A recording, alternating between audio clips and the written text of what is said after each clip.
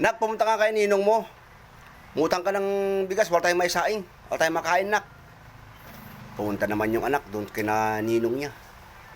Dumating sa bahay ng ninong niya. Sigaw yung bata, Ninong, Ninong, Ninong! Eh, walang sumasagot.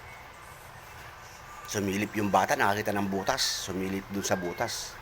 Nakita niya ninong niya. Eh, eto ngayon, umuwi yung bata. Sabi nung bata doon sa tatay, Tay, walang bigas sila ninong. Bakit naman walang bigas? Nakita ko kasi si ninong. Kinakain niya si ninang. Kinakain niya. Kaya wala silang bigas. Narinig naman nung nanay nung bata. Sabi ng nanay ng bata, diyan nga lang kayo mag-ama at didiskarte ako ng bigas. Lumabas yung nanay. Pag uwi, may 5 kilong bigas.